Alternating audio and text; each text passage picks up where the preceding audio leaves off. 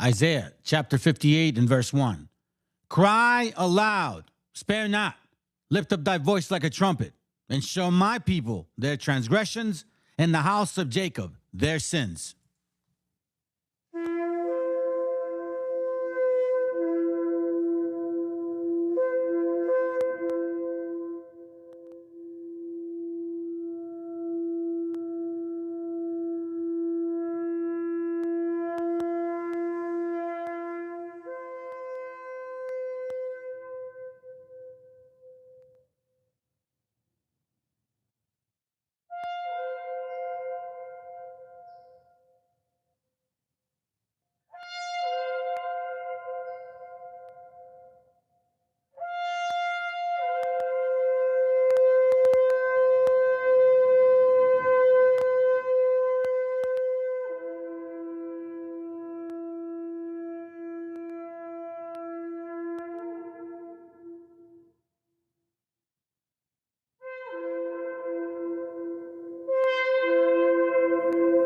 Copyright disclaimer.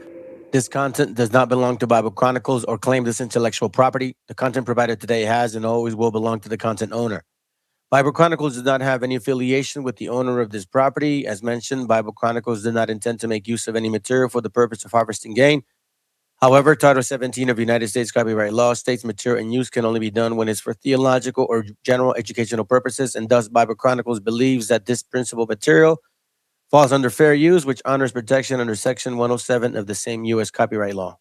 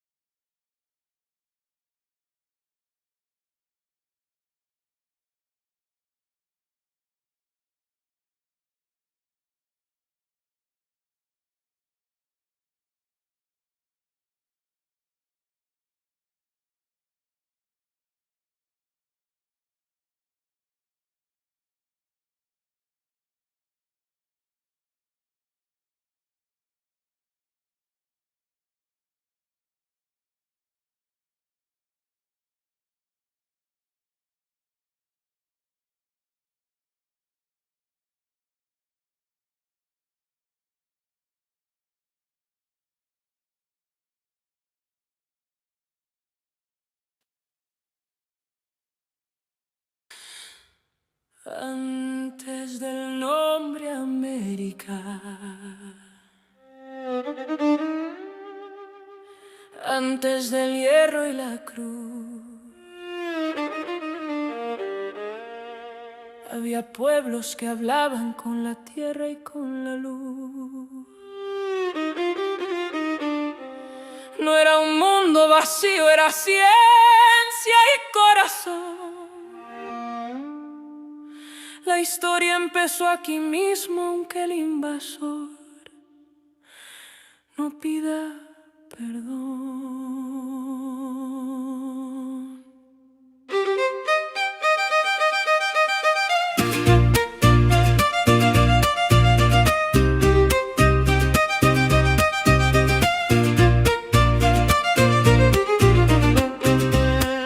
Sembramos tiempo en el cielo cuando el mundo no sabía contar.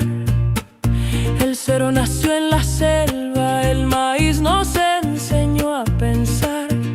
Calendarios y medicina, ciudades frente al sol. No era mito ni leyenda, era pueblo, era voz. No fue descubrimiento, fue invasión. No fue silencio, fue opresión. Antes del mapa, antes de ti, había pueblos completos que no vas a entender. No éramos pasado, somos raíz, aunque nos llamen historia, seguimos aquí.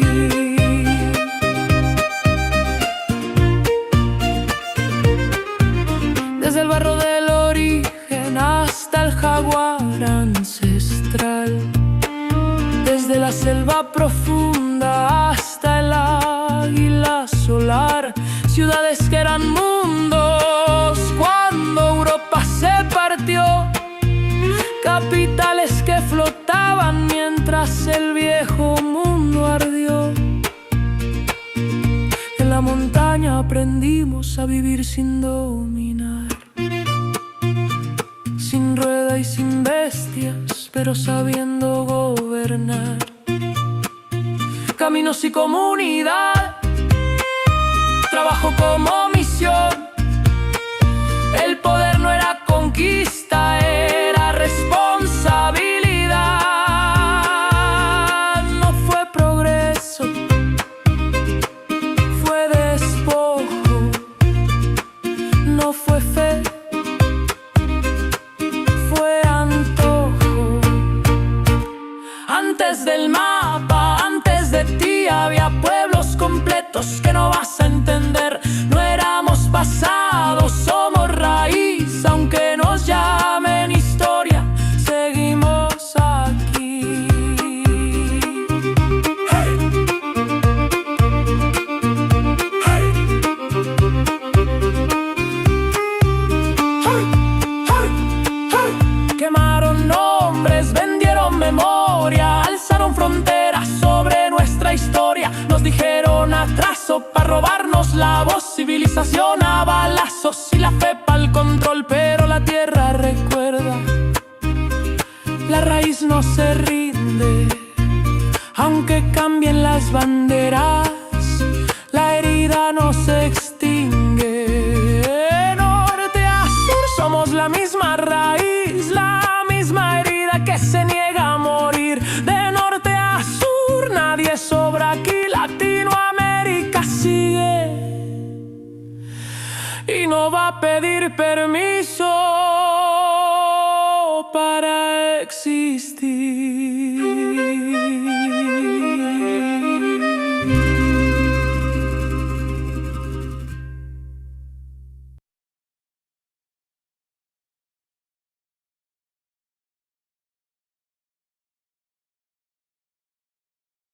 El autor viene a decirnos con mucha firmeza y gran convencimiento lo mismo que nos decía en el siglo XVIII el barón de Holbach, ¿no? Un filósofo francés de origen alemán. Si nos remontamos al comienzo, entonces hallaremos que la ignorancia y el temor crearon a los dioses. La fantasía, el entusiasmo o el engaño los adornaron o desfiguraron. La debilidad les rinde culto, la credulidad los conserva, la costumbre los respeta y la tiranía los apoya para que la ceguera de los hombres sirva a sus propios intereses.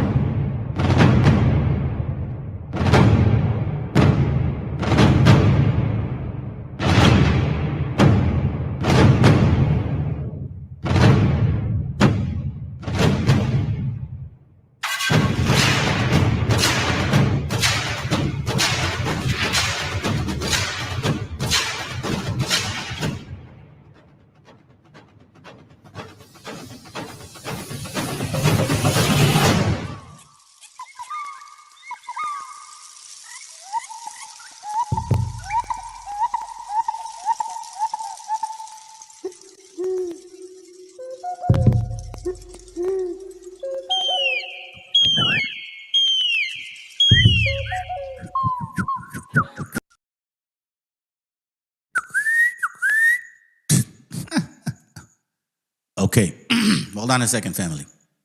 Got you real quick. We were doing a late one today. I apologize for not doing the class that I was supposed to do since yesterday. I sincerely do. Shit comes up. So, dispensing. Anyhow, listen, I have something good. I mean, I don't have something good, like as in good. I have something to share with you. Because, first of all, you know, I have brothers like him, dude. And I owe you VTC. I apologize, brother. I've been lagging on that shit. I need to take care of it and get up there. But either way, man, you know what I mean? Know that I'm sincere with you, bro. So have some patience with me. Either way, I like what he brings out. And lately you've been bringing out some really cool stuff, man. You post some pictures and then you give some historical facts behind it. I think it's extremely important that we take notice of these things because it says a lot of important stuff. This is one of them. It says, and you know, he's lately he's been bringing out stuff in Spanish. So cool for him because he doesn't even speak Spanish, bro. So like, you know, for him to do that, hey, man, all glory to our Creator, man, for giving you that spirit. It says, before the Spanish, the great civilizations and tribes of Mexico and Central America. All right, so it says, long before the arrival of the Spanish in the early 16th century, the lands that are now Mexico, Guatemala, Honduras, El Salvador, and Nicaragua were home to dozens of advanced civilizations and indigenous peoples. Now, I do want to concur with that because, you know, we got documentation that expresses fundamentally since the get-go, even in the times of Theodore Siculus, when you guys want to use this fucking supposedly bullshit story to narrative your wobble bullshit, he even said that the lands over here were fucking beautiful, bro. So when these Spaniards showed up in, you know, in 15 and change and showed up in Tenochtitlan, they thought, wow, they had never seen anything so magnificent. They built magnificent cities, developed sophisticated calendars, created writing systems, cultivated vast agricultural networks, and established powerful kings that flourished for centuries. Although many of these societies shared trade routes and cultural influences, each possessed its own language, traditions, and political identities. The large and most influential civilizations emerged in Mesoamerica, a cultural region stretching from central Mexico through much of Central and America. Now, some wobbles may show up and be like, oh, what the fuck does that mean, man? Everybody speaks their own language. Look, listen, I'm not trying to tackle that right now. What I care about is the fact that these brothers are pushing up unity. Unity is important, especially these times. In Central Mexico, the Aztecs, who called themselves the Mexica, established one of the greatest empires in the Americas. During the 14th century, they founded Tenochtitlan, built on islands in lakes Texcoco, By the 16th century, the city had become one of the largest urban centers in the world with hundreds of thousands of inhabitants, canals, marketplaces, temples, impressive engineering works. Now, you can read that in Diodorus Siculus. You can also read that in the American Holocaust on the early pages, I believe, if I'm not mistaken. Let me see. Hold on. Let me see if I can. Because you know me, man. I don't hide from anything I say. Everything I say, I have documents to report. Let me see if it's here. And again, it's a late class. I don't expect a lot of people to be here. But here, learn with me. Because like I said, man, I don't bullshit, bro. I tell you the facts. This is from American Holocaust. I believe it's page 5. It says that it says like Tenochtitlan, here, I'll go up here. Impressive as Iztapalapa was, the Spanish were seeking the heart of this great empire. So they pressed on. It says, in addition to the cities that surrounded the Lake of the Moon, other towns were like Tenochtitlan, built on smaller islands within it.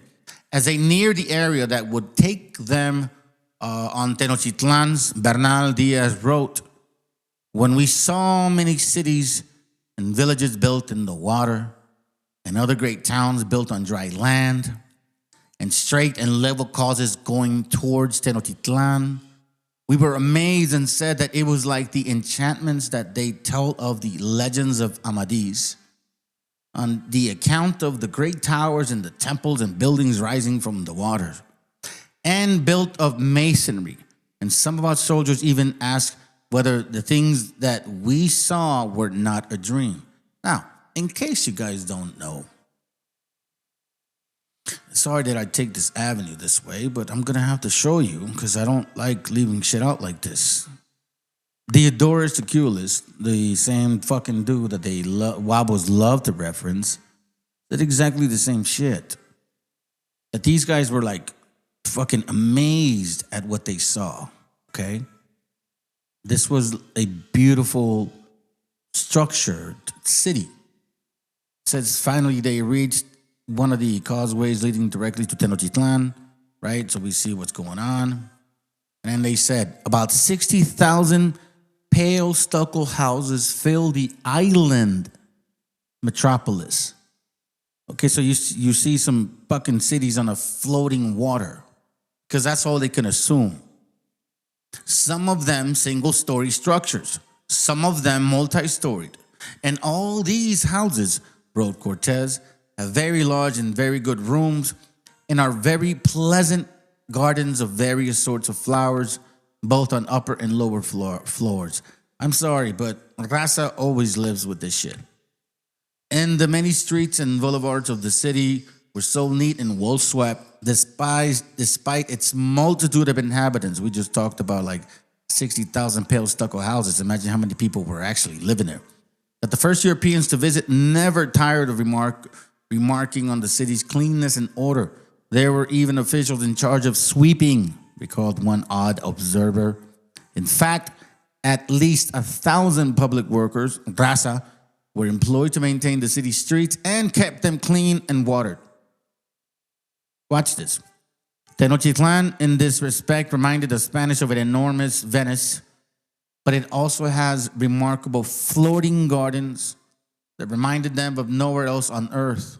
And while European cities then, and for centuries thereafter, took after drinking water from the fetid and polluted water rivers nearby, Tenochtitlan drinking water came from springs deep within the mainland and was piped, meaning that our people had a fucking plumbing system into the city by huge aqueducts way before these dumbasses, system that amazed Cortez and his men.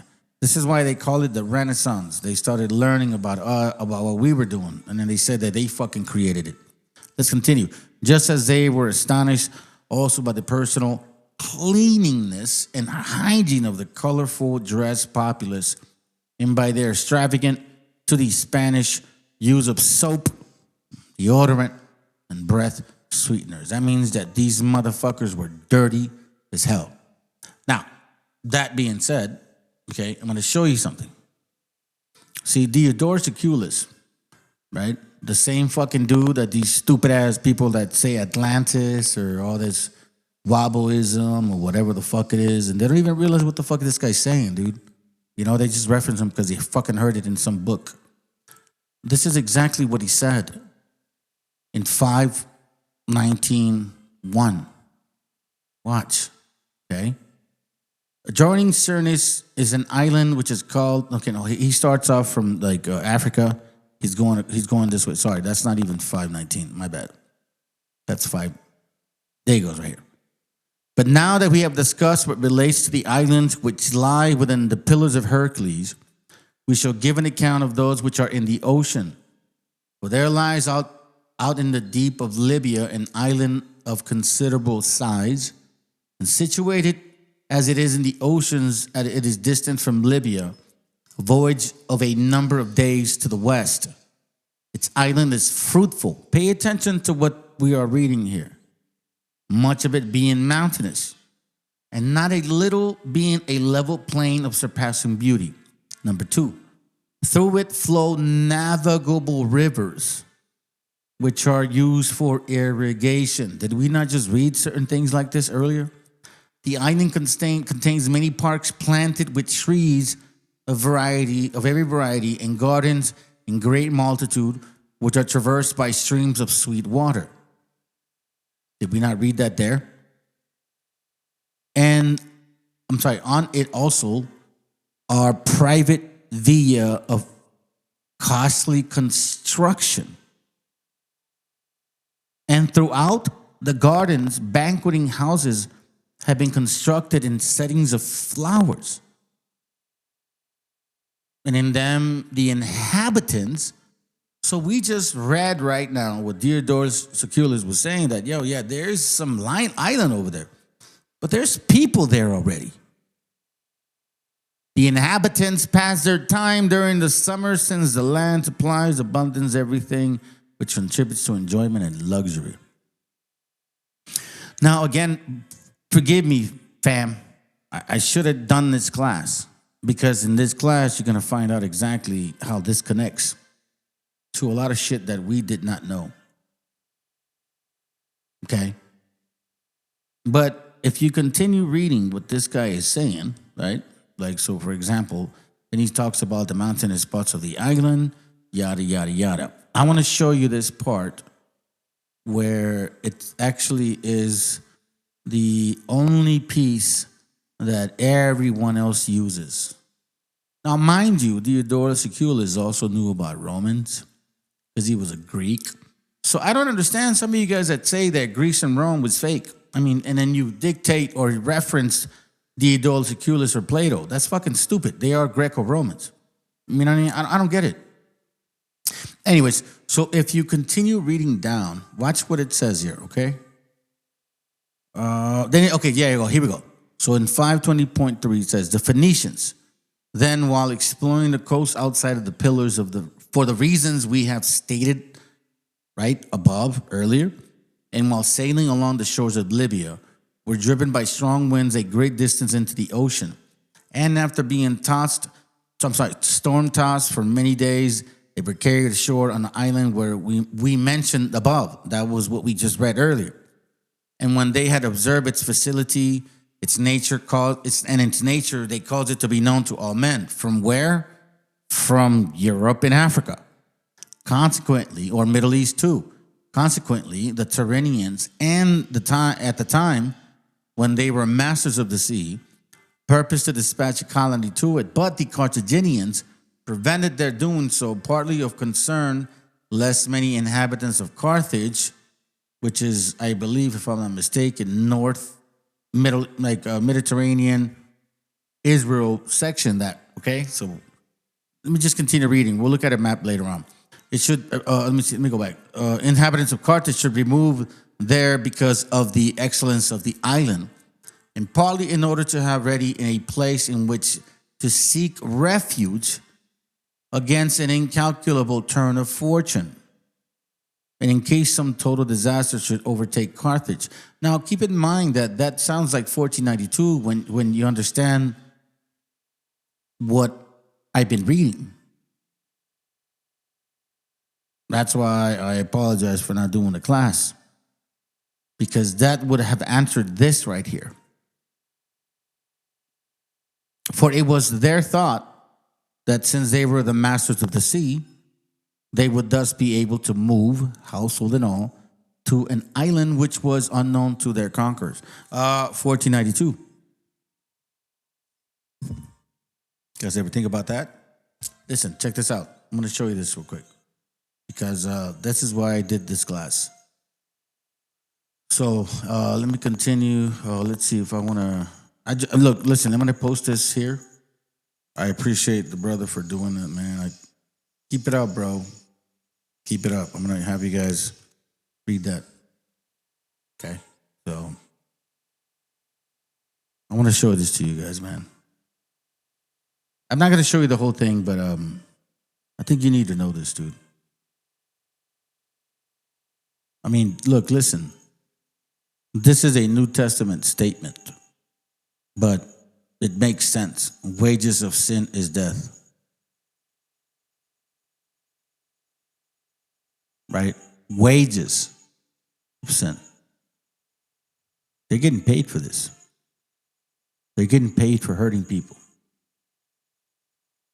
They're getting paid for starving people, bro. They're getting paid for raping people. Shit, man. All right, listen to this. He was told to picture his happy place, his own personal mental trap door, the spot that he would escape to if he wasn't here. Because here was hell. Here was Camp East, Montana. It is the largest ICE detention facility in the United States, and it sits just outside the border in El Paso, Texas, on the Fort Bliss military base. A new graphic and frankly chilling report by the ACLU and Human Rights Watch details the horrors held behind those walls, told through the experiences of those inside. Stories of people being denied proper medical care, of inedible food, stories of not even being able to see the sun for days. And I want to warn you, the accounts that you are about to hear are disturbing, but all of us here at Connect, we talked about this, we really do feel that you need to know what is happening at some of these detention centers. A detainee named Ismail told Human Rights Watch, quote, "I sometimes look at my bed sheets and I wonder if it would be easier to hang myself instead of trying to survive this torture. I don't know how to describe what I'm feeling. I feel forgotten. People have died here and no one cares. People have died here and no one cares." So, any of you guys really don't believe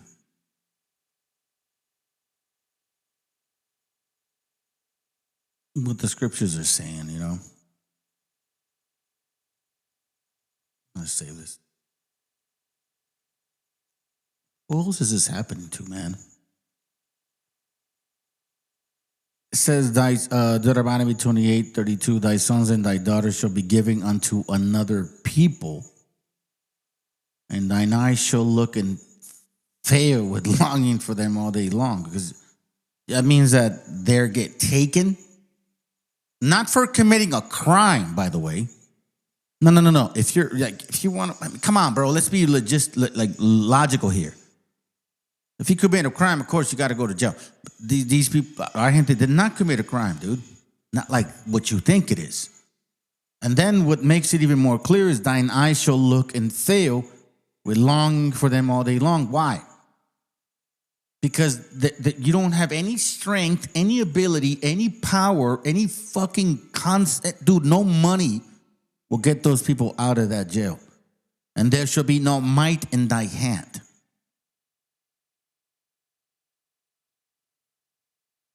How obvious is that to what our gente is going through right now?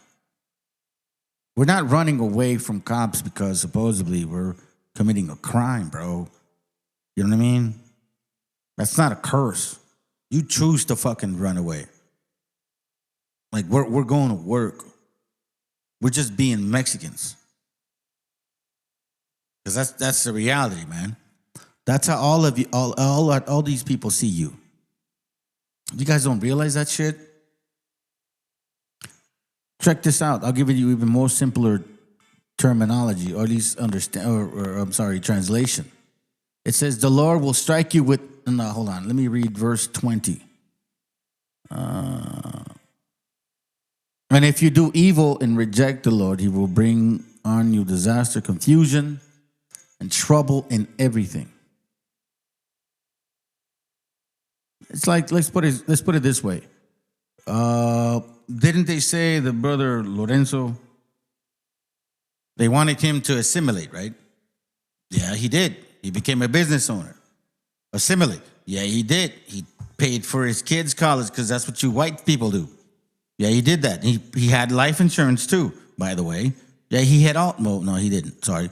But he had planned these things to go through, bro. Like, he took care of his family. He lived the assimilated fucking Anglo-Saxon way. Have your business, raise your kids, put them through college, buy your house. That's what he did. But that wasn't good enough.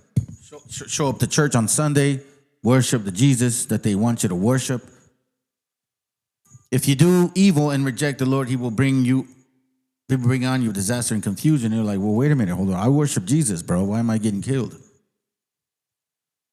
I worship Jesus, bro. Why am I getting killed? In trouble in everything you do until you are quickly and completely destroyed. Come on, man, dude. They're increasing the amount of people that they want to deport per day. You know what I mean? Like that. This is real. This is real talk. Like, this is the reality for some people, bro.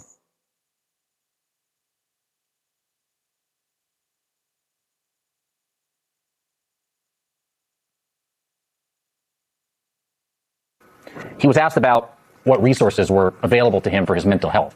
He saw a counselor. What was the advice that he received there? Take some sleeping pills. Engage in breathing exercises. Visualize your happy place. Now, how can you imagine a happy place in hell? He could not. He went on to say this, quote, "How absurd for a supposed medical professional to suggest that I could close my eyes, take deep breaths, and escape my reality when I'm forced to survive here, when my reality is probably going to end with my death in my home country." Another man at Camp East, Montana, said that his options are not great, and that is an understatement. Quote, "When you get to El Paso, Texas, there's no going back. You're only getting out deported or dead." Deported or dead.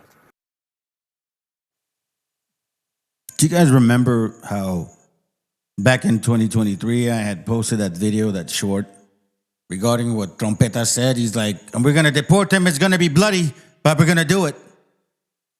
We're going to be deporting people bigger than Eisenhower. Eisenhower was called Wetback Operation. And you motherfuckers didn't pay attention. American Cholo, whatever the fuck his short ass is, bro. Dude, you probably should be the most hated person right now. You should not even be online, bro. For any one of you that is literally still talking bullshit and you think you're raza, you're the most pathetic fucking idiots in the entire internet, dude. You have no idea what's going on with this, with gente in there. It just shows how selfish you are, man. Like, you don't process situations, like, thoroughly. You think of some fucking, like, oh, dude, I remember, what was it? American Cholo tried to say some shit like, well, I just want to, what did he say? Something about, like,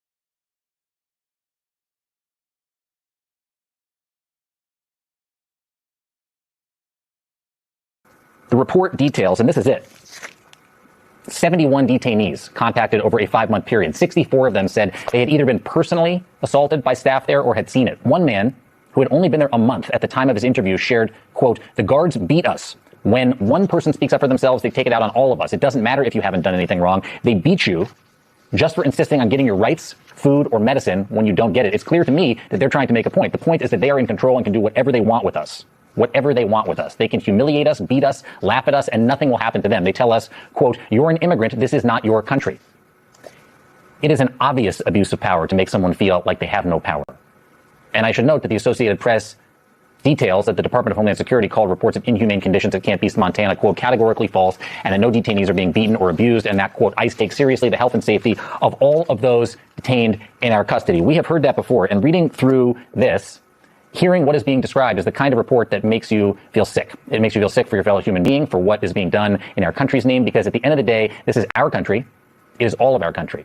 And I want to bring in Paula Ramos, author, journalist, and MS Now contributor. She has spent years covering immigration topics. Also with us, Jonathan Blitzer, staff writer at The New Yorker, who also covers immigration. He also just wrote an enormous and important expose on Camp East, Montana for The New Yorker titled "Locked Away," where he investigated the abuse inside ICE's largest detention facility. Thank you both so much for being here. And Paula, I want to start with you.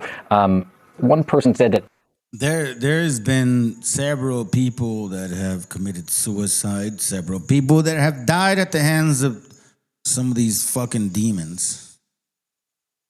And obviously recently.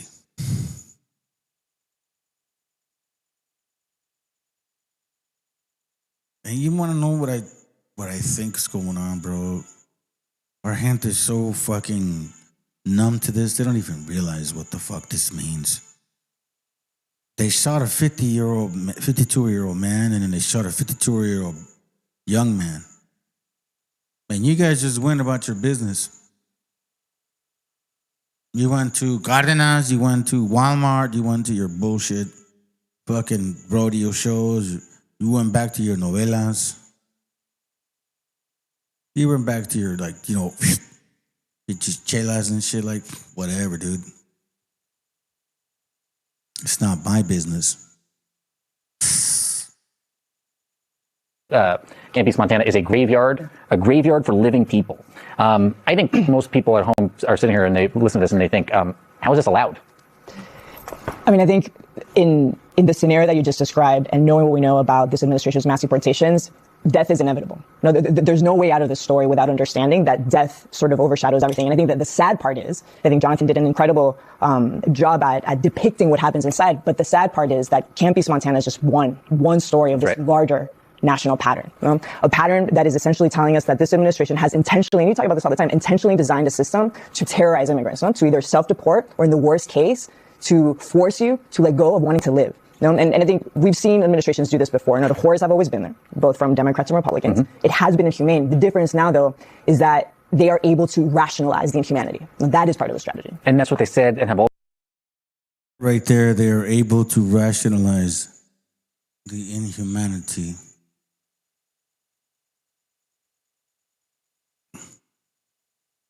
I told you guys before, about how they saw certain people the same way they saw us. And some of you guys just didn't fucking believe me. Let's see it again. Que es un criminal sionista, lo digo abiertamente, él apoyó a Trump y es íntimo de Netanyahu. Entonces, cuando llegó Netanyahu a Dallas, Texas, que había un grupo de judíos o israelíes, no sé cómo se diga ya eso, le decían, oye, ¿por qué persigues tanto a los palestinos? Y les dice, los palestinos son para nosotros los israelíes lo que los mexicanos son para ustedes en Estados Unidos. Entonces, yo veo la palestinización de los mexicanos en Estados Unidos. Con todos los componentes. ¿Cómo? Con todos los componentes, porque primero Estados Unidos le roba el territorio a México, después le termina de construir un muro, después los ataques xenófobos y racistas por un componente étnico y religioso también. Think, family, like it's way before 1848. It started since 1492. And that's why I said I apologize for not doing this class, because I fucking have the sources. Christopher Coulon was a Jew. Watch the full video. ¿Qué falta? Bueno, falta el último capítulo. Vamos a empezar a ver, hay que tenerlo en el escenario, una gran discriminación sobre los mexicanos. Eso a mí me queda muy claro.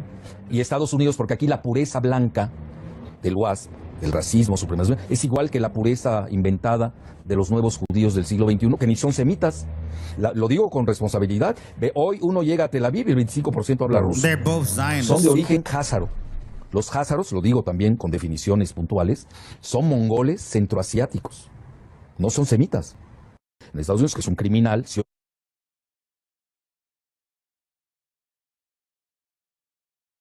Yeah, you said it. But hold on a second. I want to just kind of share this with you right here. Oh, there's this one right here. Right here. Listen to this story, man. This is where it gets kind of sad. Who for years had been checking in with the local ICE office exactly as he was instructed. And then all of a sudden one day at a routine appointment, got arrested, got sent to Camp East Montana. He's a diabetic. He suffers from high blood pressure. There's a whole battery of medications that he regularly took and needed. He was explicit about the fact that he needed that medication. His wife was ready to supply authorities at this facility with the medication. She had doctor's notes. They jumped through every possible hoop you could imagine. And he was denied all of these basic medications for his diabetes and blood pressure for 6 weeks. And ultimately, as his health deteriorated, felt he had no choice but to agree to be deported to Mexico, obviously a country that is not his own. And the way he explained it to me was, look, I had no choice. I was either going to die in here or I was going to try to take my chances in Mexico. Exactly, and that, Pella, is the point, that that's just not the only option. Others are considering, this report says, taking their own life, and that is not an isolated incident. I just want to play some video from one of the folks that Associated Press spoke to, Omar Ramsing. He's a green card holder who was detained at Camp East Montana before he was deported. He said he overheard guards placing bets on detainees. Let's watch this real quick. During his time at Camp East Montana, a Cuban man died in early January of asphyxia after he was restrained following what ICE said was a suicide attempt. Ramsing says he overheard a guard say that there was a $500 bet over whether the next suicide would occur by a certain date. And then I turned around and said, what the f-? Like, basically, you're betting against me, like committing suicide? Every single one of us, with what we were dealing with inside there, it ran through all of our heads. Yeah, I know you guys don't give a fuck. But you want to know something? The reason I did this class is because I know you're going to give a fuck about this shit. Now, let's listen, family. For you brothers that or sisters that know me, if you know anybody and you have my number that knows how to sell, I can fucking guarantee you I know how to I can show you how to make $2,000-$3,000 a day.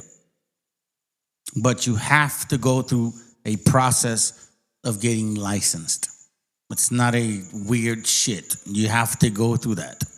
Background check, and you get licensed, and I can show you guys how to do that. Because guess what, man? Calamities is about to happen. Calamities is about to happen. I saw this coming a long time ago, dude. I never wanted to even mention this in the past, but I don't want my hand to fucking get in trouble, dude. We're already doing that right now. But that's why I'm not bullshitting. You guys want to make 2, 3, and you have my number, and we're cool, let me know. This is on 2nd Ezra chapter 16, verse 20. I'll start at verse 18. Because you guys have no idea what's about to fucking happen. You have no idea. The beginning of sorrows, when there shall be much lamentation, the beginning of famine, when many shall perish, the beginning of wars, when the powers shall be terrified.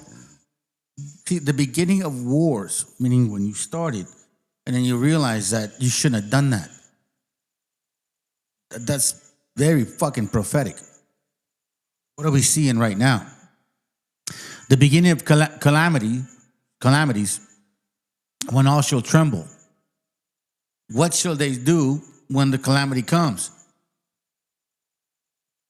And then it says, famine, plague, tribulation, anguish are sent as scourges for the correction of humankind. Now, let me remind you, when you read this here, famine, plague, tribulation, hold on, shit. Famine, plague, tribulation, and anguish are all spirits. In case you guys don't know this. All right? All these spirits work in its power. Famine and plague, tribulation and anguish are sent as scourges. That's why he's saying that. For the correction of humankind. Now, it says, yet for all this they will not turn from their iniquity or even be mindful of the scourges. Here's where I started realizing how deep and heavy this is. Indeed, like for example, Walmart 99-cent stores. You guys remember those 99-cent stores, dude? You don't have them no more. You guys remember when shit used to cost $1 or $5? Right? You're not seeing that anymore. Indeed, provisions will be so cheap upon earth. This is when, they call it the neocons, or people that said, let's do this.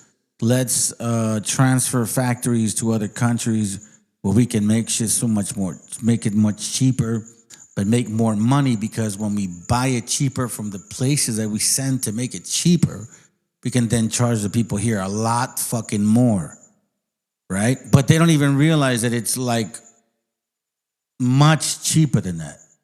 Indeed, because they propagandize ya. Provisions will be so cheap upon earth that people will imagine that peace is assured for them. God loves America. Things are cheap.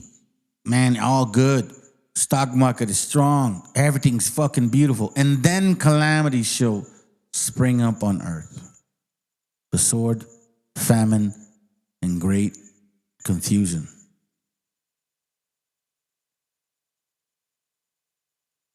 This is what always triggered me, man. Provisions will be so cheap upon earth that people will imagine that peace is assured for them. Isn't that how they said it here in America? Capitalism, everything's so fucking wonderful, right? You guys could all travel, buy houses. Remember, how many of you guys bought a bunch of houses and then fucking lost them? Remember that era, 2004, 2019, 2002, 2008, 2009? Everybody was buying houses like everything was so cheap, bro. You guys thought, hey man, shit, rest assured, peace is good. It's not the case. After this, we out.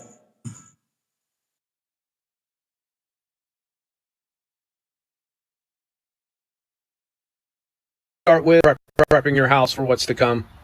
First thing I want you to start with is water. Today, right now, I want you to go figure out how many people you have in your house, and you need to go get a minimal of 5 days worth of water for them.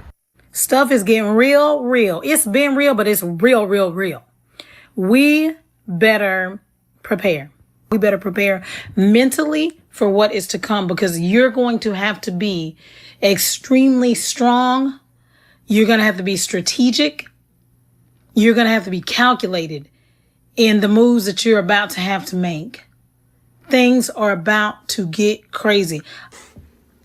I've told you how many times time's running out. Boy, is it ever.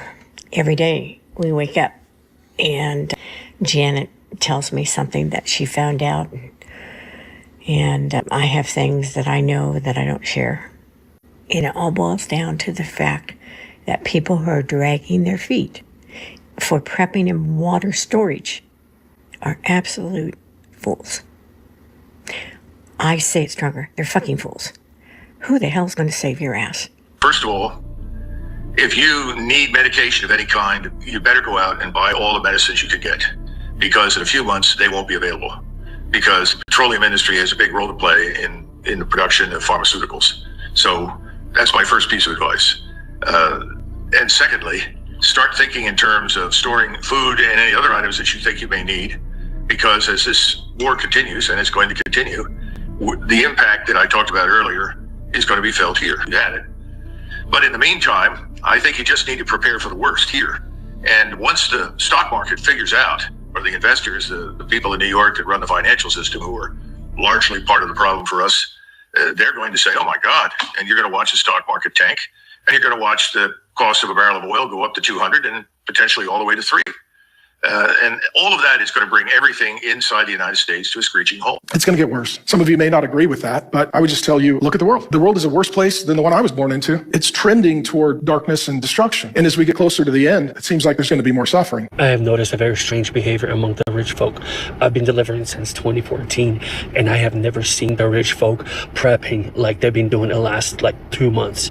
They have buying, a lot of them have been buying dry foods, buying generators. A lot of them have been trying getting dry foods, rice, beans, all this stuff I've been delivering. And when I delivered, they're like, oh, put it in a garage. One of this other guy, he has his whole entire garage built out. And when I asked him why is he doing it, he's just like my gut feeling. So I don't know what they're being prepped for. Why are they buying so many of the emergencies?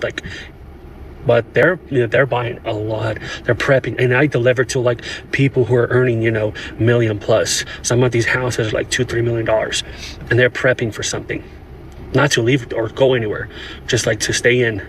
They're prepping. That's highly suspicious. What do you guys think? Leave in a comment. Hi guys, my name is Kelvin, and you're welcome back to the channel. Have you noticed something strange happening lately? Everywhere you look, people are preparing. They're buying generators, stocking up on water, filling garages with rice, beans, canned food, medical supplies, and emergency equipment. Not just ordinary families, millionaires, billionaires. Some of the wealthiest people in America are reportedly building luxury bunkers, purchasing remote land, and investing in long-term survival plans. Now, here's the question. Do they know something, or are they simply preparing for possibilities that the average person ignores? Because whether you're Republican, Democrat, black, white, conservative, liberal, religious, or not, there's one thing almost everyone agrees on. The world feels different. Wars are expanding. The economy feels uncertain. Artificial intelligence is changing jobs faster than governments can keep up. Natural disasters seem to dominate the news cycle. People are struggling to afford groceries, while others are spending millions preparing for emergencies. That contrast makes people ask difficult questions. Why are so many influential people talking about preparedness? Is it just common sense? Or is it a reflection of how uncertain this moment really feels? History teaches us something important. Societies rarely collapse overnight. Stress builds slowly. Confidence disappears gradually. People begin preparing long before. Family, I don't want you to worry. This is what their mind is going through, not yours. Not us, them. Separate yourself from this bullshit. If you understand that propaganda is so powerful, you would see the message that they're trying to tell them consistently. Why? Because that's what the algorithm is. They're asking for this. The algorithm gives them what they're asking for, what they're watching and learning from or hearing from. This is not about us. This is about how their destruction is showing up. Before headlines finally admit. I just read this earlier, man. You guys think this is a joke? Look, listen, even the scriptures said this. Look, for example, Deuteronomy 21:8 says, and it shall come to pass, if thou shalt hearken diligently unto the voice of the Lord thy God, to observe and to do all his commandments, which I command thee this day, that the Lord thy God will set thee on high above all nations on the earth. So, which means that the same shit that happened to us, how we're getting picked up in the streets, tossed in, getting shot, killed, just because we're looking Mexican, right? That's what would not happen to us. And he said, but if you change your mind, I'm here for you. This right here should not be a concern for you. It should be an awakening with regards to what, at least you that have been following this channel for some time, you too that are watching, whoever you are, should know exactly what I'm talking about. 2 Ezra 15 even talks about that as well. Because you know what? Dude, that's it, dude. That's it. That's why you hear the video dude, this shit is just kind of awkward, right? 2 Ezra 15:5, behold, say the Lord, I will bring plagues upon the world, the sword, the famine, death, and destruction. Those are all spirits. For wickedness had exceedingly polluted the whole earth, and their hurtful works are fulfilled. Come on, man. Come on, dude. Do you really have to kill people in the street? Supposedly?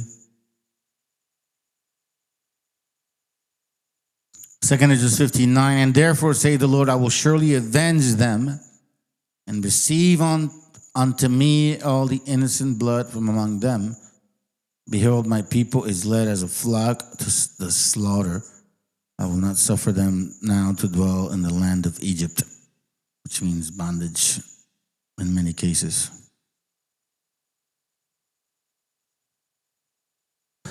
I'm sharing with you this video so you can see the spirit is changing on Edom. That's where this conversation begins. Okay, did you guys hear they did a poll and roughly 40% of the Americans that were a part of this poll believe that we are in the end time? And you may be thinking, well, why would they possibly think that? Well, right now we have multiple nations against each other in war. We also have Venezuela, Japan, and California having a bunch of massive earthquakes. And we have famine in the Middle East. Mark 13, nation will go to war against nation and kingdom against kingdom. There will be earthquakes in many parts of the world. We don't accept the New Testament here on this channel, but I'll let it play because, that's what the Cracker Barrels love and shit. They want to always quote the Old Testament in their philosophical way. World as well as famines, but this is only the first of the birth pains with more to come. So it sounds like something big is coming around the corner because realistically, look around the world today. This isn't sustainable, man. The Old Testament say the same shit.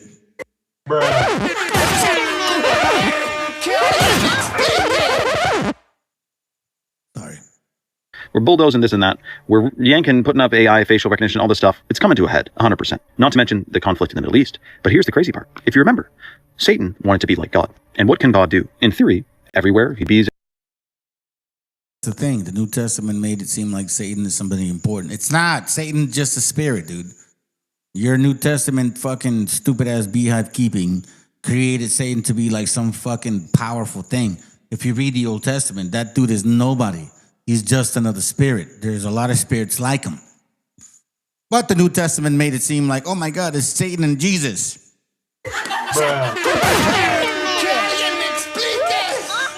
Remember, keep in mind, bro, we're not listening to that part. Everywhere, he sees everything, he hears everything. If AI is fully implemented and connected to everything, appliances, your house, your car, your phone, your TV, everything, and it all has microphones and speakers, which can hear everything, and there's cameras everywhere, which can see everything, you could see how AI sees more. I told you how many time's running out. Boy, is it ever. Every day we wake up and Janet tells me something that she found out. And I have things that I know that I don't share. And it all boils down to the fact that people who are dragging their feet for prepping and water storage are absolute fools. I say it stronger. They're fucking fools. Who the hell's going to save your ass? Okay? I don't want you on my team. No. You drag your feet. This is an emergency crisis situation.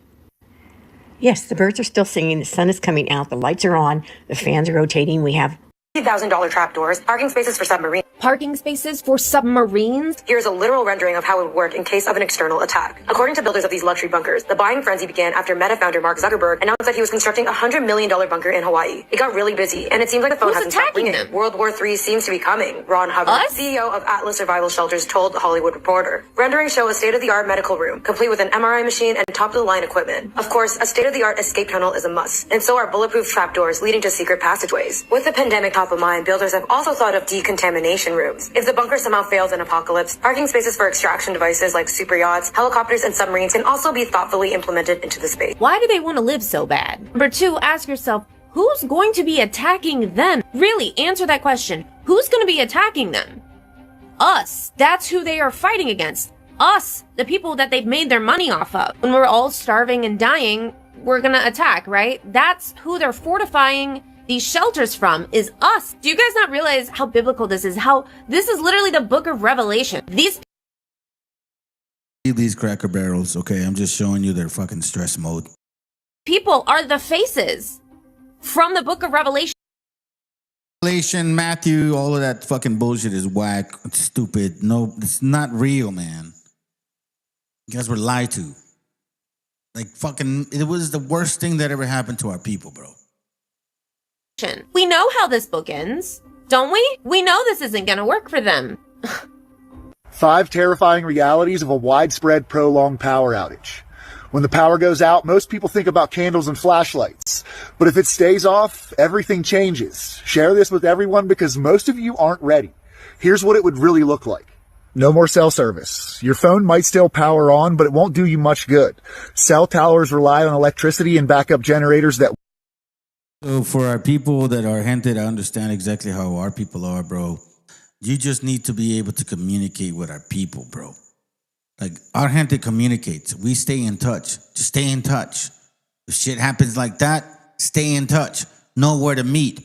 You don't need a fucking cell phone. See, white people need this stupid-ass bullshit and meet with strangers because they don't even care about their fucking neighbors. They'll live next to their neighbor for 30 years and they don't even know their last name. They don't even know nothing about them, dude. This is why these people are getting paranoid, which is the reason I'm showing you their delirium. won't last long. No calls for help, no social media, and no news. No more showers, no flushing toilets, no fresh... Bro, it's not like you motherfuckers shower anyways. Water from a tap. Why? Because water systems rely on electric pumps. Even if you have your own well, the pump is electric. Imagine days or weeks without clean water. Diseases will spread. Hygiene becomes a nightmare. Are you prepared to find and purify water yourself? Gasoline will become more valuable than gold. Without electricity, gas pumps won't work. And once the stored fuel is gone, it's gone. No cars, no generators, no escape. People will fight over the last drops. Are you ready to defend what you have? When the trucks stop running, stores don't get resupplied. No food, no medicine, nothing. And it won't matter anyway. Stores will be looted and abandoned within days after a disaster. What will... I don't know if everybody is paying attention, but times are getting really hard. I've had a lot of friends that had good jobs for years, being laid off. I've had people hit me up and asking to use me as recommendations and referrals and seeing if I could put them on things. And I'm just paying attention to the climate out here, and it's getting pretty rocky. That they're all preparing. They're all like getting dry food and, storing it. Strange behavior, he thinks. So do the rich know if something's coming? I'm a little torn because... Right way. Their jobs are going to get taken over by AI. Then people aren't going to find work. Their bills don't go away. They're not going to be able to pay their bills. What happens if all of us collectively can't pay our bills? And what I'm talking about regarding the mindset and the spirit. Let's continue. What are they going to do? Shut off the water and power for the entire city? Like, what's going to happen? I just wish people realized the power that we have. If we all work together, we could overtake the government. We could all collectively decide to not pay our bills. If everybody did that, what are they going to do? We all collectively decide to max out our credit. White people finally want to work with people, bro. Nobody trusts you. Cards and not pay it off. All of us. Like, I'm talking about hundreds of thousands and thousands of people. What are they going to do? All the companies are going to go bankrupt. What's going to happen? Money's literally made up. Why can't we just restart? Even though they fucked around, we're all about to find out. So I'm going to tell you what you need to do to start getting yourself prepared for when shit hits the fan, because it's going to happen, and it's going to happen very quickly. First, you're going to start collecting shelf-stable foods, okay? So that you and your family will be able to stay in your home for an extended amount of time without having to go out. Doesn't last. It's not opinion, it's fact. And when prophecy hits, it stands no chance at all. Religion, money, history, science, education, all of it. Programs designed to keep you blind and a slave to their system while they profit off you. Be ready. The crash isn't coming someday. It's building right now, worldwide. Wake up, stand firm, raise your frequency. The veil is tearing. Stuff is getting real, real. It's been real, but it's real, real, real. We better prepare. And I'm not just talking about prepare with material things, goods and all that. I'm talking about we better prepare mentally important. I want you to save this video because it's going to be important for you to make sure you can go back to it and then share this with your friends and family who you want to be prepared like you. So I hear a lot of people that will be commenting on my videos saying, I've got my bottled water, I've got my food supply for a month. But what is coming is a trend. It is a shift in how we're going to be living. It's a shift in I'm going to show this to you because I needed you to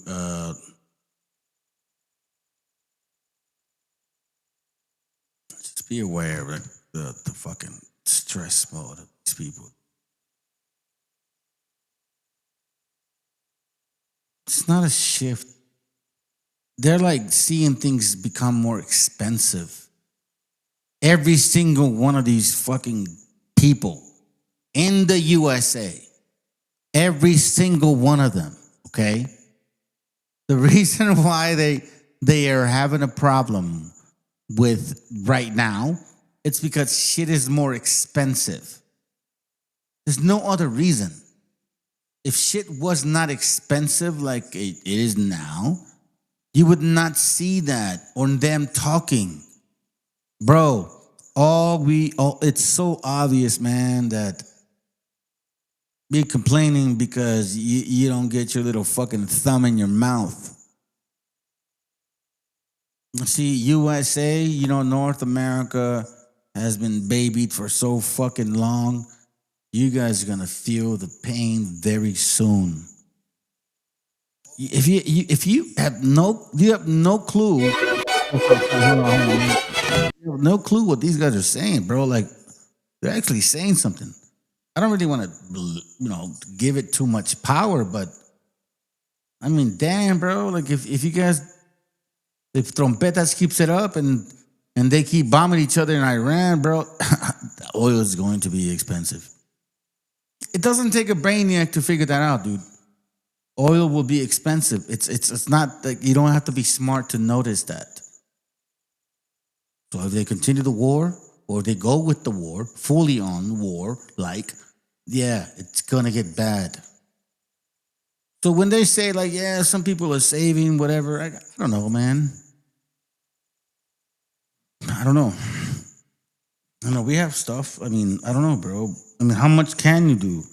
How much can you save? You're just gonna save for yourself. You're not gonna help other people. I think that if people work together, they'll survive a lot better than if you're selfish like these fucking animals that surrounded us since 1492.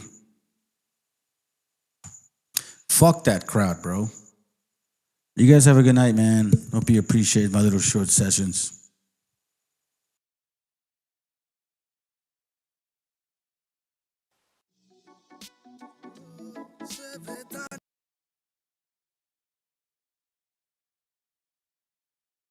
Cuando miras a otro lado, los fantasmas del pasado no se detendrán hasta verte derrumbado. Peores lo hemos pasado. Andaba a golpes con la tristeza, me aportó riqueza, me otorgó sabiduría, pues se dibujaba en todas mis piezas. Yo con alegría le daba color después. La aguja sigue girando, tiempo parece se burlar de mí. Dijo que sanaría esperando, pero creo que la espina aún sigue ahí. Con los dedos lo voy palpando. Cierro los puños, escapa de aquí. Agonizando, no me espera el tiempo, no voy a esperar por ti. Nuestras huellas en la orilla se han borrado por la marea. Si esas estrellas ya no brillan, las entiendo pa' que veas. Sea donde sea, bajo la tormenta o dentro de la odisea, donde arañas cubren el cielo de tela, los aviones nadan y los barcos vuelan. Aunque parezca que va bien, no sabes bien si va mal. Besos que pueden doler, ojos que pueden matar. Tengo mi alma en el almacén encerrada. Mi corazón está en huelga, mis sentimientos en ámbar. Gente que la mala dijo que estaría presente. Fallaron como nunca, se fueron para siempre. Millones razones para vengarme, pero a veces duele más actuar indiferente. Como no quieren ver ahogados, tenemos branquias y cerrados los bronquios como la mente de un guardia. Yo soy la montaña y vine con la cordillera. Más cojones que tu ganga tiene una madre soltera. Tú cúbrete si suena mi tu. A mi lado tengo soldados fumando de su palulu. Y un conjuro de grimorio me lo salva del velorio. Pa' tener pila valorio, se matan vestidos de emporio. Y yo no quiero una pistola, estoy soñando que la vida que quería me llega a tiempo. Desde que yo la vi sola, loco ando. Vino a verme cuando el sol se estaba poniendo. Y se dejó una pluma y se perdió en la bruma. Nunca se despidió de mí, ey. Nunca se despidió de mí, ey. Vivo en un mundo que parece roto y sé que no, porque todo es perfecto y lo debo plasmar. Me fumo un trócolo tras otro y lo veo todo otro color. Me siento libre porque vuelvo a conectar. Mi gente sufre y no lo puedo evitar, más que dándole consejos siempre desde la humildad. Es su camino hacia la fraternidad. Solo puedo que enseñarles a respetar y amar.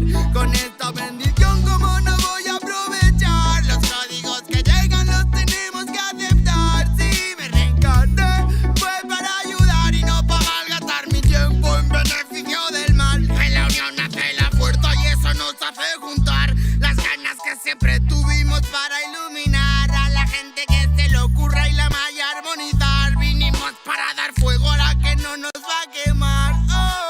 Arda y por dentro la llama, no puedo contener la ras. Churruscao el corazón, el armazón no puede llegar a pesarme más. Si abro la boca, tu tumba al suelo, me muelo a diario y sobrado de gas. Escupo ristas perfectas, paladas de versos eternos, no mueren jamás. Cuando acabe mi condena, me vi muy solo y perdido.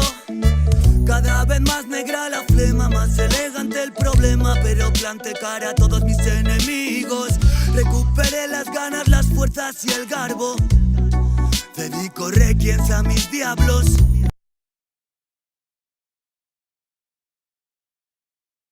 Oh, yeah, I forgot. Sorry, I forgot. I should have showed you guys this before. I forgot that this piece of shit motherfucker had said this shit. And I'm so glad that he finally got fucking arrested like a fucking piece of shit bastard that he is. This racist fucking prick. This cacksack motherfucking, this cocksucker motherfucker, bro. Okay? Fuck this piece of shit bastard, bro. And I don't know why you guys always like submit yourselves to other people, man. Shit, bro. Take it. Why are we leaving South America to these fucking South Americans, these fucking Mexicans? Anyone with a brain knows Mexico and below is all one big Mexico. Just a bunch of fucking Mexicans. I'm from Argentina, I'm from Colombia, I'm from Honduras. You're a bunch of Mexicans. If you saw a man from Honduras breaking into your car and you called the police, you'd be like, hey, there's a Mexican breaking into my car. They're Mexicans. Leaving it to a bunch of fucking Papacito. What are they even doing with these countries? Papacito, Shakira. They got all these countries, all this oil, and you talk to them for 5 minutes and they're just fucking dancing around. Papacito. Fucking stupid. Take their shit, Rev. Send the army, take their shit. Fuck these people. America should take everyone's shit while it's still capable. While there's a few white guys left, because they're the most competent. Ricardo, how does that make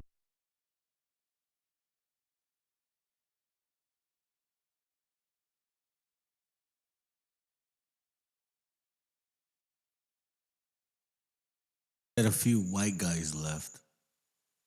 He's not white, the fucking negro. What the fuck is wrong with this guy, dude? But you know, sometimes, like, yeah, I don't realize that this happened in 1492 as well, dude. These fuckers were hiding. Oh, well, here we go, in case you don't believe it. What are they even doing with these countries? You're black! That could so easily be cut out of context, but the same way you're talking about Mexicans, people still talk about your people like that. Oh my gosh, bro. He fell from grace, dude. He had a chance, like you said, to be a saint. Literally like a saint. Like, they all have bad past. And Said a saint. This is how stupid our gente is too. That's why I showed you guys. I forgot to show you this, but you know, we're almost done. he could have been on a whole nother level, bro. Biggest fall off I've I ever think seen. they got to him, bro. What else could it be? Dude, it used to be a trending topic. You go out in the streets and you say, what do you think about Andrew Tate? Nobody cares anymore. Nah. It's like a meme now, if you still follow this guy. He's like a character now. They're Mexicans. Leaving it to a bunch of fucking Papacito. What are they even doing with these countries? You're black!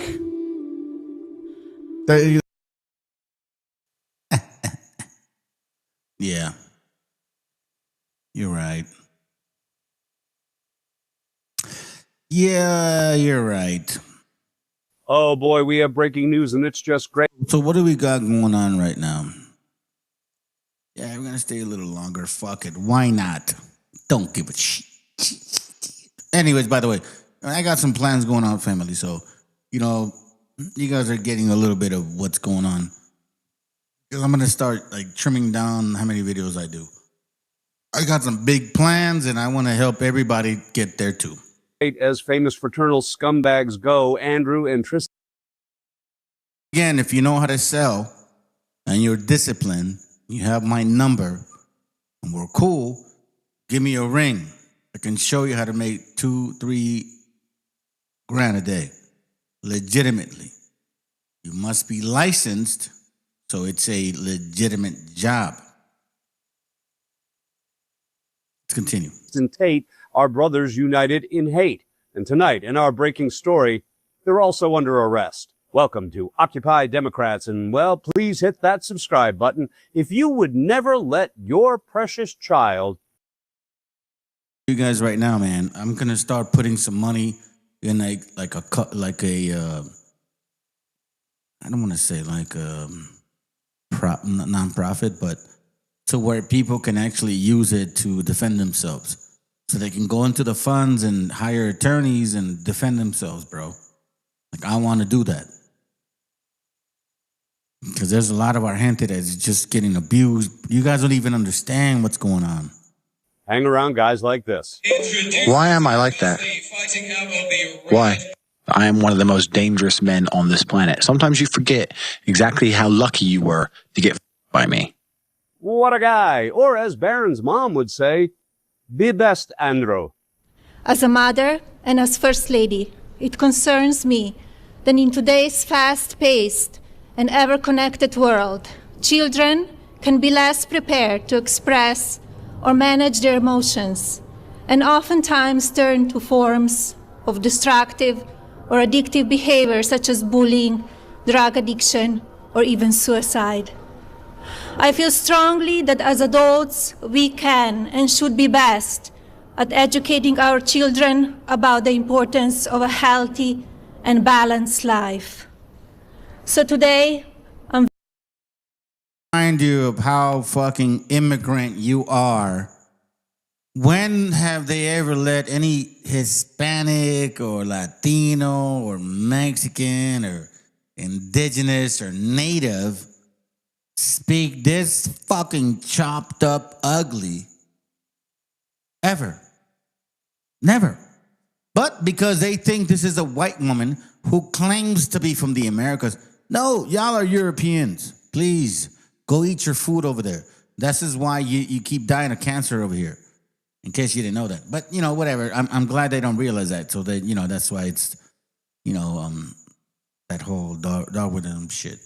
Anyways, let's continue. very excited to announce Be Best, an awareness campaign dedicated to the most valuable and fragile among us, our children.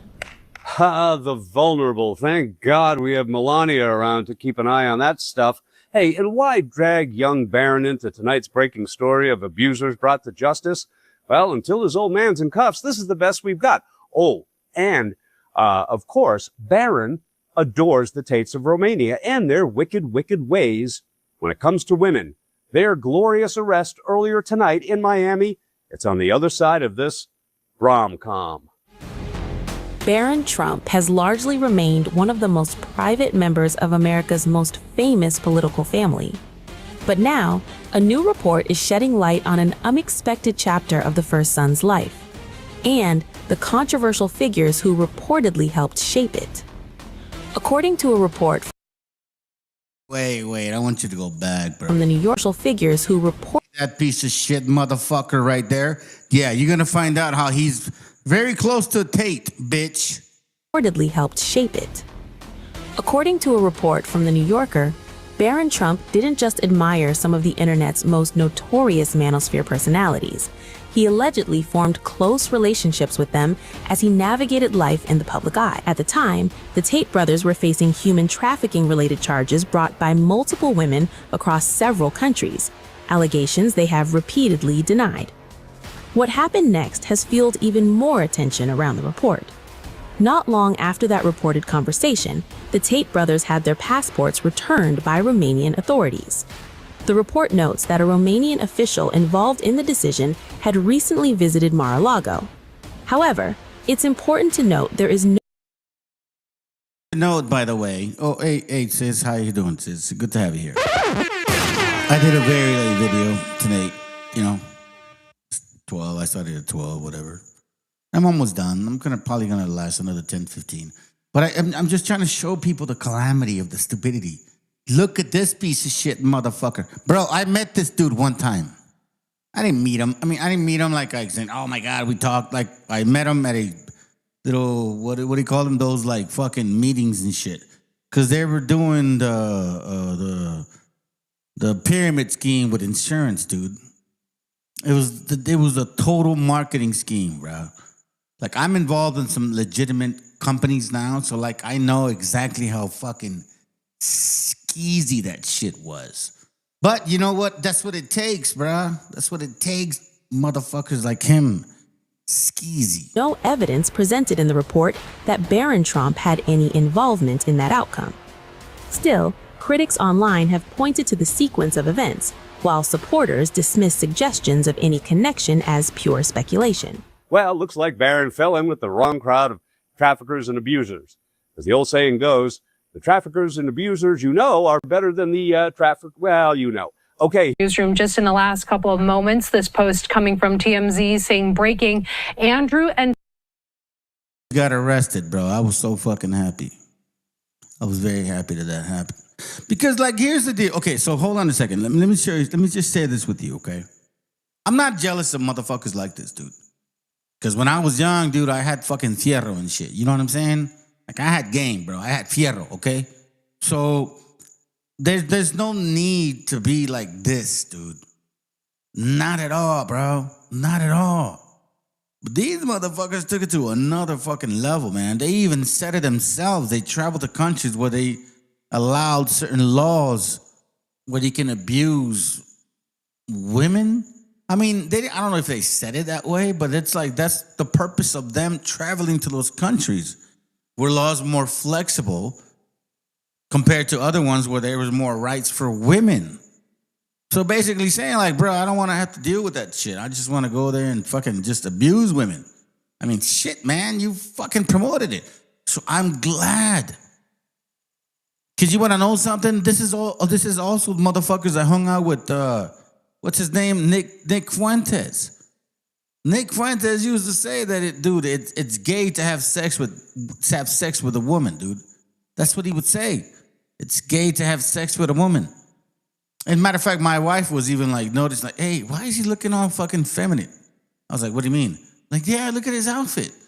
The tight shirt, the short pants, like, what the fuck? Like, oh. Mas, boo, to. Bro, he's gonna have a good time. Dude, he has 7 counts of rape. Let this fucking video speak for itself. Because you guys heard him. You heard what he said about us, bro. You heard his shit. Let me hear it again. I'm gonna show you again, bro. Look at this racist prick. Take it. why are we leaving South America to these fucking South Americans, these fucking Mexicans? Anyone with a brain knows Mexico and below is all one big Mexico. Just a bunch of fucking Mexicans. I'm from Argentina. I'm from Colombia. I'm from Honduras. You're a bunch of Mexicans. If you saw a man from Honduras breaking into your car and you called the police, you'd be like, hey, there's a Mexican breaking into my car. They're Mexicans. Leaving it to a bunch of fucking Papacito. What are they even doing with these countries? Papacito, Shakira. They got all these countries, all this oil, and you talk to them for 5 minutes and they're just fucking dancing around. Papacito. It's fucking stupid. Take their shit, Rev. Send the army. Take their shit.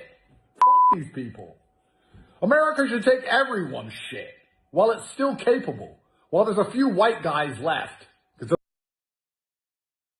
And though his dad is a Negro. It's fucking dumb. But anyways, let's continue. Tristan Tate have been arrested in Miami. We also have this post coming from the New York Post. Manosphere influencers Andrew and Tristan Tate arrested by U.S. Marshals in Florida. The Associated Press is reporting influencer brothers Andrew and Tristan Tate were arrested by federal authorities on Saturday in Miami. That's according to the U.S. Marshals Service. The charges against the pair were not immediately announced, but a spokesperson for the Marshals Service is telling the Associated Press that the warrant was sealed. I want to put up some video on your screen right now of the Tate brothers. They were arrested on extradition request from the UK. That's according to a person who is familiar with the matter, who spoke on the condition of. Just say this. All these videos that they're showing, this is before. This motherfucker got arrested today. Sexual fucking 7 counts of fucking like straight up rape. Anonymity because they were not authorized to publicly discuss this case. The brothers, proponents of hypermasculine. By the way, this is not a white guy. This is not a white guy. They are both black, okay? Their dad is black. His dad is black. His mom is white. His mom is white. So don't go around saying like, oh, it's just white folks. Nah, fuck no, bro. This is how they showed up sometimes in 1492, man. So when you show up in 1492 looking like a little weirdo and shit, we ain't gonna say you look black. We're gonna be like, oh, he's light-skinned. Yeah, bro. With the same attitude, with the same mindset, wanting to rape, wanting to take little girls, wanting to abuse people that did not have a choice, wanting to abuse people that just wanted to maybe live a better life, that just wanted to help their families, thinking that they would have a decent, I don't know, job or something. I know motherfuckers like these piece of shits, bro. Very manipulative. You see, when I was young, bro, we used to call verbo, you know, like when you know you could talk to people, like you have very good speak way to talk to people. These motherfuckers are devilish as fuck. I'm so glad they got arrested. So all these videos that they're sharing, like, oh my God, they're walking around. Fuck no, bro. These fuckers got caught over here in Florida, dude. They got picked up in Florida. Yeah, matter of fact, you know what? Fuck no, dude. I don't want to show you guys that video because that gave them like some cloud chasing and shit. I want to embarrass them, bro. I want to embarrass them. Fuck these bastards. I'm so glad they got arrested. Fuck every single one of them, bro. You heard what they said about us, dude. Look, you want me to say it again? Bro. Take it. Why are we leaving South America to these fucking South Americans, these fucking Mexicans? Anyone with a brain knows Mexico and below is all one big Mexico. Just a bunch of fucking Mexicans. I'm from Argentina. I'm from Colombia. I'm from Honduras. You're a bunch of Mexicans. If you saw a man from Honduras breaking into your car and you called the police, you'd be like, hey, there's a Mexican breaking into my car. They're Mexicans. Leaving it to a bunch of fucking Papacito. What are they even doing with these countries? Papacito, Shakira. They got all these countries, all this oil, and you talk to them for 5 minutes and they're just fucking dancing around. Papacito. It's fucking stupid. Take their shit, Rev. Send the army. Take their shit. Fuck these people. America should take everyone's shit while it's still capable, while there's a few white guys left. Bro, this Negro thinks he's white. Glad you got arrested, you stupid fuckface. Bro, I'm so glad he got arrested. When I saw this shit early in the morning, bro, I was very happy. I don't know why, because I have some daughters, man. And my daughters are respectful. And it doesn't, and I have a son. He's very respectful, smart kid. You don't need to be this way to find a good woman. Just have to be a good dude. That's it. With a good heart and a good mind. The fuck is wrong with these people, bro? Oh, that's right. That's right. It's because you feel so powerful that you just want to abuse like weak individuals. That's what it is. People like him want to abuse weak individuals.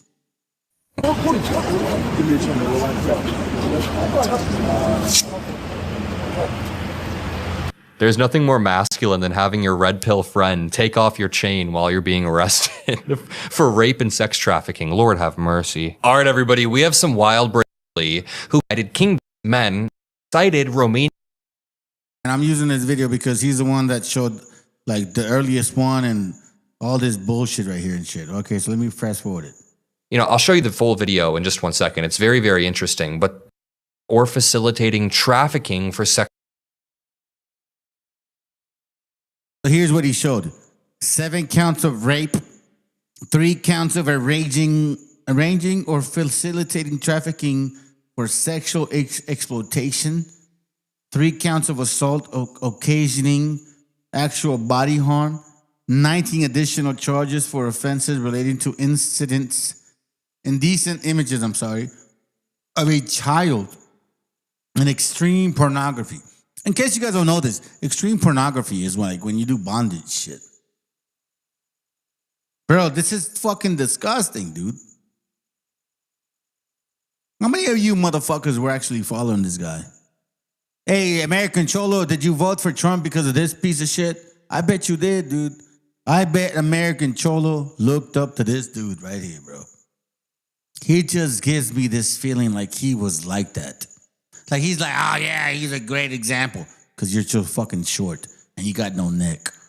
So obviously you look up to people that, you know what I mean, you can't measure up to. Y'all you so silly, bro. You guys are so silly. Look at this shit, dude. He is what you voted for, Donald Trompetas. He is a pedo too, bro. What the fuck is wrong with y'all? He's in the fucking Epstein. But you know what, dude? I tell you what. Here's the sad part about Mexicans, bro. Raza, you guys make me sad because we tell you the fucking truth and you just don't want to fucking wake the fuck up. So maybe one day when you're starving to death and then you need help and we're like in a boat saying, nah, we told you before, don't go crying. 7 counts of rape. 3 counts of arranging, facilitating trafficking. That means there was 3 encounters where they were actually trying to fucking hook them up. 3 counts of assault occasioning actual bodily harm, meaning putting them in exposure. 19 additional charges for offenses relating to indecent images of a child in extreme pornography. Now, a child could be 9, 8, 6, 5, 4, right? Not necessarily means that that's what they were doing, but a child could also be 13, 14, 15, 16, 17, and then 18. So we don't know what that child concept may be, right? But extreme pornography, I will tell you this, extreme pornography is like fucking, like that whole shit that they bondage shit. You know, they tie you up and then you get in positions of pain and then maybe they whip you or they put a ball around you or some weird fucking shit.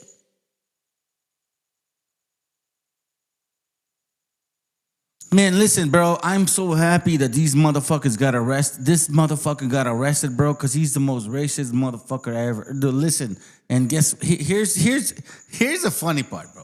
Here's the funny part about this motherfucker right here, bro. and motherfuckers that actually like this motherfucker.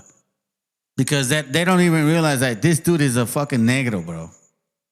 He's a negro, bro. He ain't no white man. He's like, oh my God. He's like Mexicans.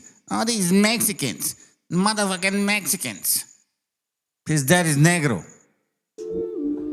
Leaving it to a bunch of fucking Papacito. What are they even doing with these countries? You're black. That could so easily be cut out of context, but the same way you're talking about Mexicans, people still talk about your people like that. Oh my gosh, bro. He fell from grace, dude. He had a chance, like you said, to be But as cocksucker motherfuckers, you know, like typical stupid Mexicans, you guys always follow the wrong. See, what this means is that you don't know how to judge character. That's what it means. That means that you just go by, like, I don't know, whatever the fuck you're trying to watch. And you judge them to be like, oh, yeah, he's a good dude. No, fuck no, bro. You should know this from the get-go, man. Didn't you see this from the get-go? No, but you know what? You want to know something, family? Sometimes you stupid motherfuckers follow stupid motherfuckers, dude. And then you want to complain about, like, oh, well, I mean, I didn't know. Nah, because you follow stupid motherfuckers. Are you telling me you didn't know this? Why do I think- Say it again. a saint, literally like a saint. Like they all have bad past, and they he could have been on a whole nother level, bro. Biggest fall off I've ever seen. I think they got to him, bro. What else could it be, dude? It used to be a trending topic. You go out in the streets and you say, "What do you think about Andrew Tate?" Nobody cares anymore. Nah, it's like a meme now. If you still follow this, yeah, he's like a character now. They're Mexicans. Leaving it to a bunch. The moment that he attacked them, then it became a problem. See, it wasn't a problem when he was attacking other motherfuckers. Nah, it wasn't a problem. Nah, fuck no, man. It got nothing to do with me. But then he attacked you, like a beaner too. And then you said, oh, hell no, bro. What the fuck you mean? Like, fuck no, he don't like Mexicans. The fuck are you, dog? You didn't know this? I thought you knew. And then you want to say, like, well, he's black. Do you think black people accept him as him being black? Fuck the fuck no. Dude is a white guy to them. But he's black. But you see, he's only black if they accept or embrace science or the Bible. Oh, that doesn't make sense? Yeah, it better make sense. I'm going to say this to you guys, man, before we finish it off, dude, because I'm glad I fucking didn't finish it off like what I did earlier. I'm glad this motherfucker is getting arrested. I want to finish. I want to show this video, but I want to share this with you real quick. I'm going to share this video with you guys again in one of my other future videos.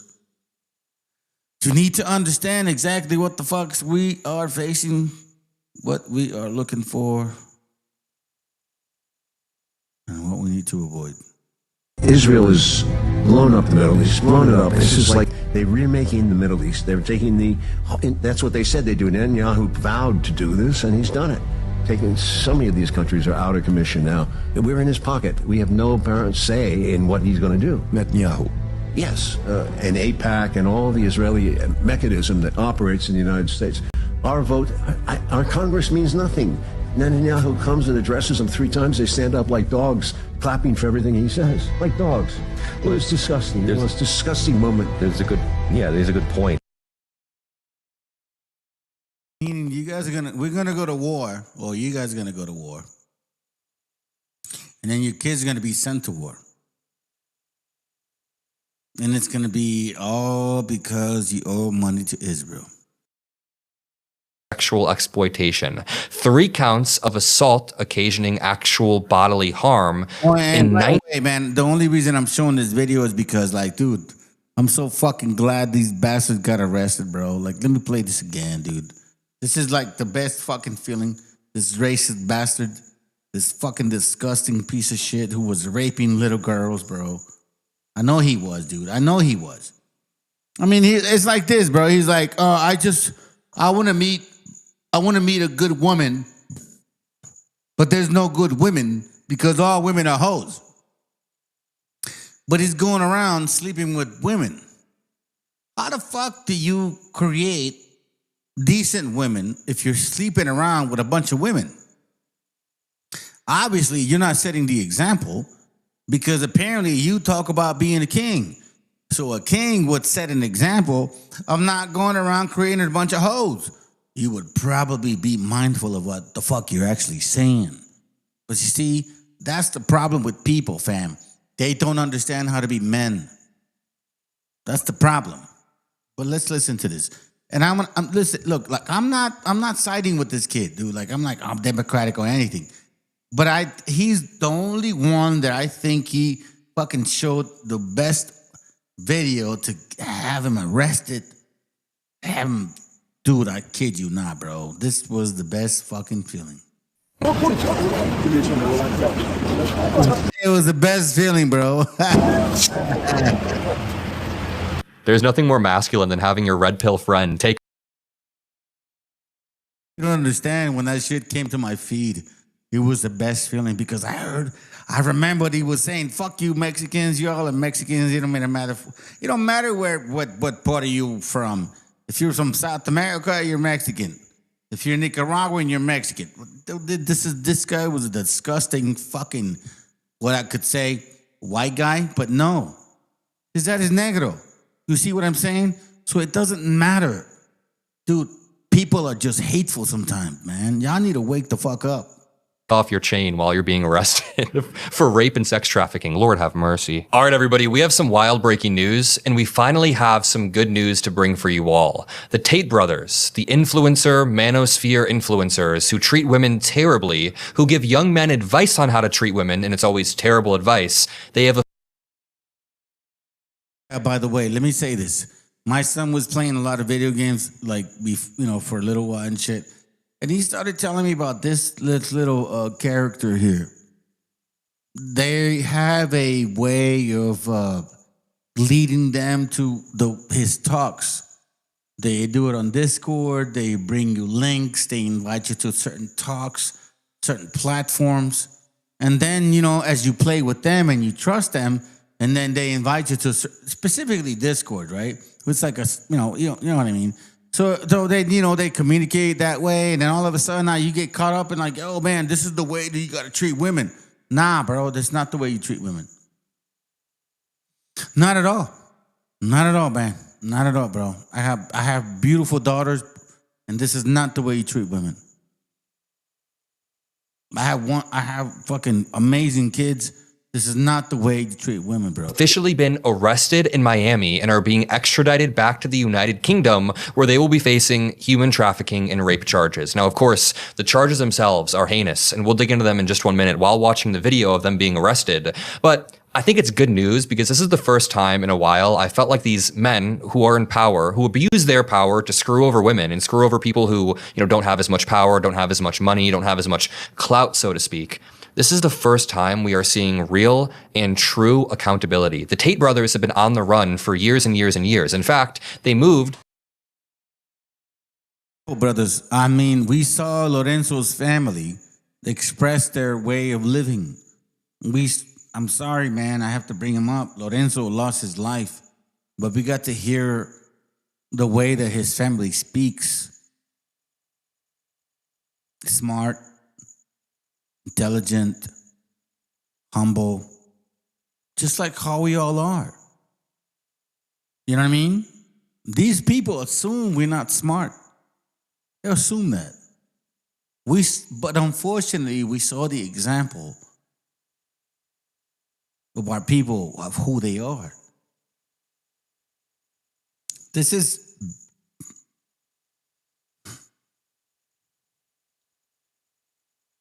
I don't want my son to be a fucking aggressive ass piece of shit, dude.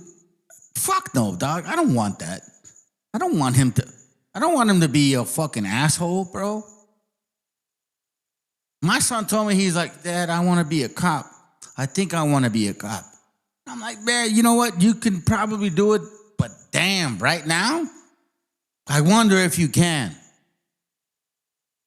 I wonder if you can. And my son's not a small kid. He's 5'10" already. And he's only 14 years old. From the United States to the United Kingdom and then moved to Romania. And they cited Romania's lax laws around the treatment of women and around human trafficking. Romania apparently has very relaxed laws around these things, but not relaxed enough for them to still be caught the moment they stepped foot in Miami. So, I'll show you the full video in just one second. It's very, very interesting. But the brothers landed in Miami and were arrested by federal authorities, according to the U.S. Marshal Service. The charges against the pair were announced pretty immediately. We have 7 counts of rape, 3 counts of arranging or facilitating trafficking for sexual exploitation, 3 counts of assault occasioning actual bodily harm, and 19 additional charges for offenses related to indecent images of a child and extreme pornography. Disgusting, despicable. And you know what tweet I found from Andrew Tate? I was scrolling through his tweets to see if he said, I wanted to share this with y'all. Look what he's fucking said, bro. The Tates will be free.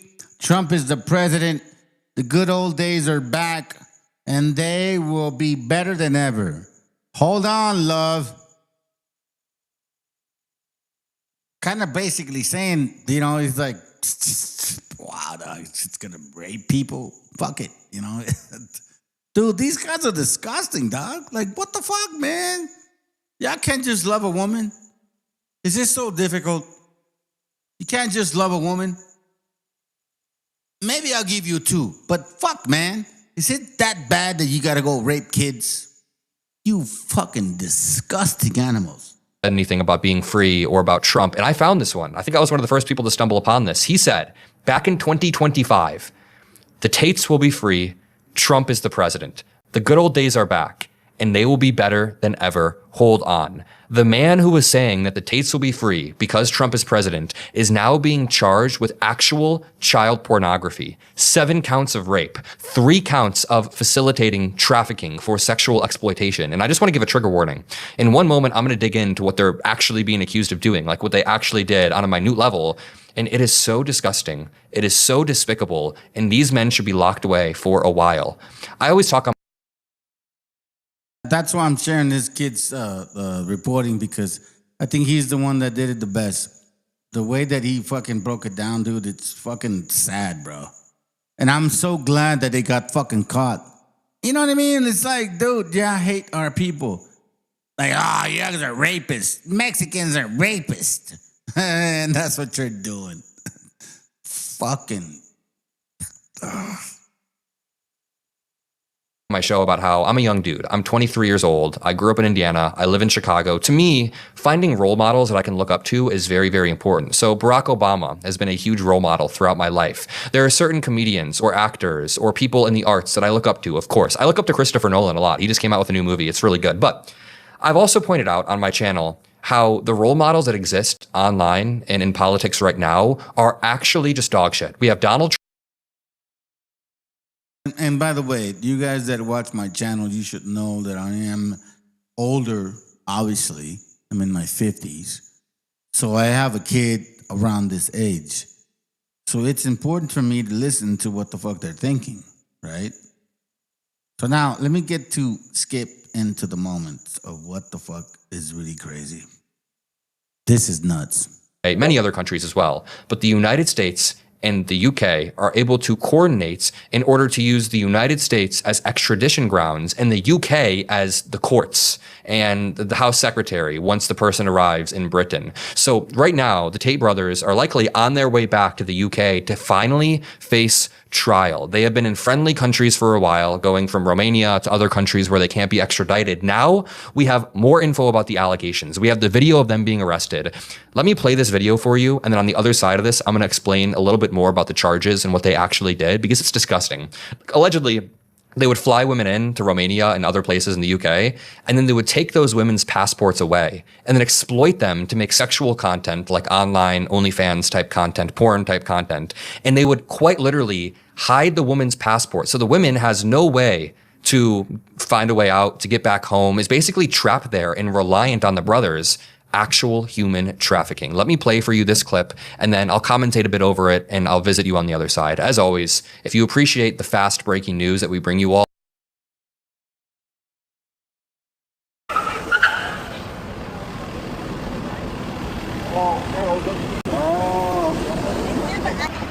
Mr. Tate, would you mind signing?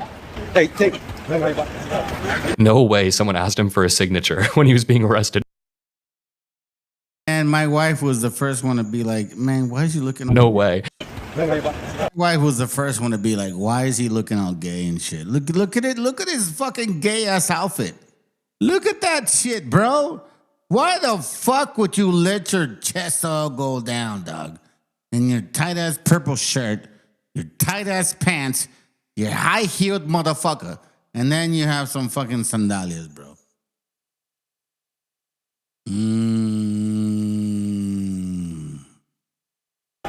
No way someone asked him for a signature when he was being arrested. No way. So this is in Miami as the cars are pulling up and arresting him. Tate is in the purple shirt. He should be arrested for wearing this outfit before anything else. Mr. Tate, would you mind signing? Hey, Tate.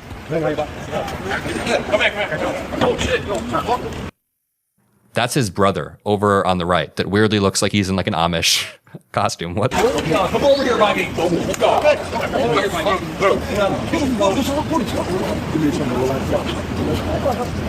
That right there is red pill mogul Justin Waller. Justin Waller also has a completely distorted ideology surrounding women. Listen, I know none of this is funny. I'm not trying to make light of it, but look at these absolute clowns. Why is dude in a purple button down, but he has all of the buttons open, so his chain is hanging out? How come he has no socks on with his pants all the way up to his ankles? He should be arrested for this drip. Also, one more time, the way that these people talk about women online has poisoned the brains of like millions of young men. Yeah, man, they fucking have. My son was telling me, my son is 14, and he hears some of these kids talking about women like that, and he's like, "Hey, Dad, why are they saying that?" I told him, bro, it's because it's insecurity, dude. Like, why else would somebody say something about the other partner of your other life? Like, how the fuck are we supposed to fucking continue in our life? Man, woman. I mean, we see it all around us. We have to deal with our women. But apparently these guys say that having sex with women is gay. He had a conversation with with what's his name? Nicky Tricky Fuentes, who's fucking totally gay. And he's like, yo, man, having sex with women is gay, bro. And he's like, yeah, you're probably right. What the fuck is wrong with y'all? Throughout the world. It's disgusting. Well, I know what it is. It's Greco-Roman, because that's what you guys are, Greco-Romans. Meaning you've always been pederast, catamist, you know what I'm saying? So just live with it.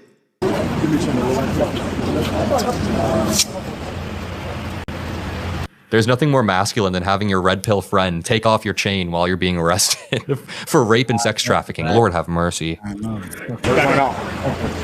Back up. Back up. I'm so fucking tough.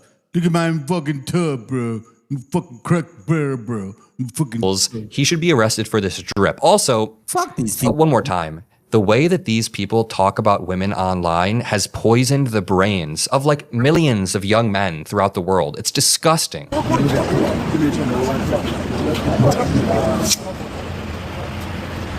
There's nothing more masculine than having your red pill friend take off your chain while you're being arrested for rape and sex trafficking. Lord have mercy.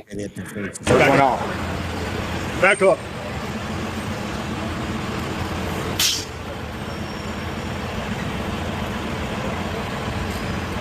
Yes, back up.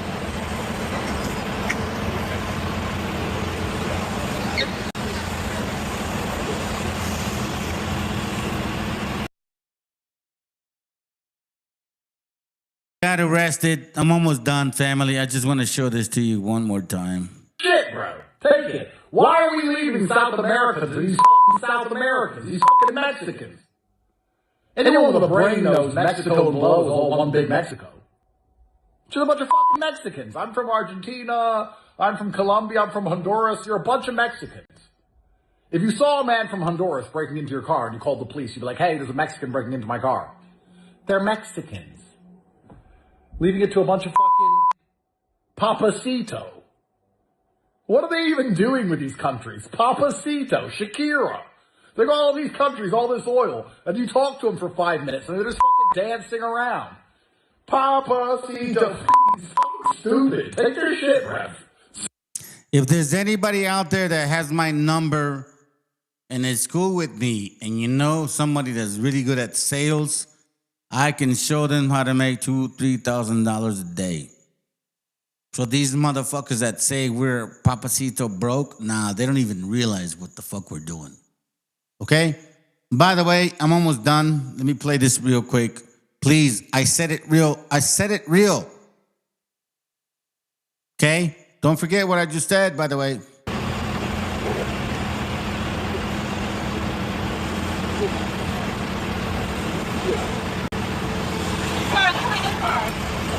You know the score, Richard? Yes. Are you able to pull it up something? You gotta get this. Okay.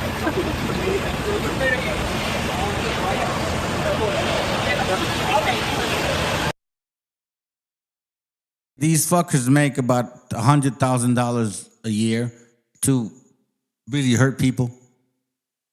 We don't have to do that.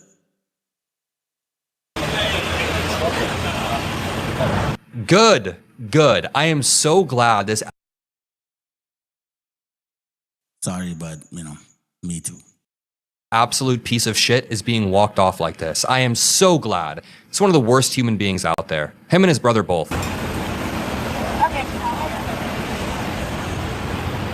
I'm glad we got the full video too. I'm glad he had to go through the public humiliation of being. That's his brother. That's Tristan Tate. And the reporter even says, anything to say? Tristan, anything to say? Nothing to say now, huh? Now you got your mouth closed. All those misogynistic clips.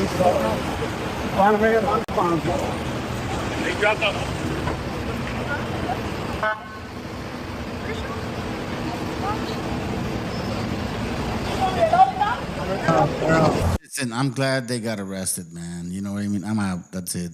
Done. Thank you for being here. Glad that you at least accepted this last part. Look at this dumbass. See, that could so easily be cut out of context, but the same way you're talking about Mexicans, people still talk about your people like that. Yeah, but they're always gonna do that, dude. This is what you guys are fucking stupid at. You don't realize they don't like you. They don't like you. What's wrong with y'all, bro? Fuck, man. Sad but true that our gente is so fucking butt plugged from some stupid ass fucking Virgin Mary dumb shit that they can't even realize that nobody likes you. Nobody likes you, bro. Raza, let's get it together, bro. Nobody likes you. You know what I'm saying? Nobody cares for you. Nobody wants the best for you. No one's going to help you. But apparently you think that's gonna happen. It's not gonna happen. We have to help ourselves. We have to be the ones to fucking get us out of this shithole.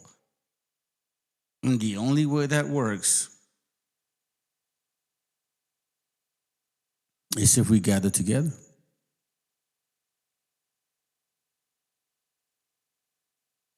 Good night, fam. El caudillo del sur, Emiliano Zapata. El caudillo del sur, Emiliano Zapata. Año de 1910, la tempestad se avecina. Morelos arden coraje, la injusticia predomina. Los ricos de las haciendas se adueñaron del terreno, dejando el pueblo hambriado, tragándose su veneno. Pero en Anenecuico un gallo ya se plantaba. Emiliano Zapata, el hombre que no temblaba. Tenía 30 años apenas, la mirada bien clavada, viendo cómo a sus hermanos la tierra le fue robada. No pidió permiso al gobierno ni anduvo con papeleos. Junto a los hombres del pueblo se acabaron los rodeos. Fueron directo al lindero con los rifles en la mano. Derribaron las bardas que puso el terrateniente tirano. Aquí se siembra, cabrones. Gritó con voz de trueno, devolviendo las parcelas a los dueños de este suelo. Fue el primer acto de furia, el despertar del gigante. Un campesino de charro que camino hacia adelante. Llegó la batalla de Cuautla, sitiada la ciudad entera. 6 días de fuego cruzado bajo la misma bandera. El 5º regimiento de oro, el ejército profe. nacional.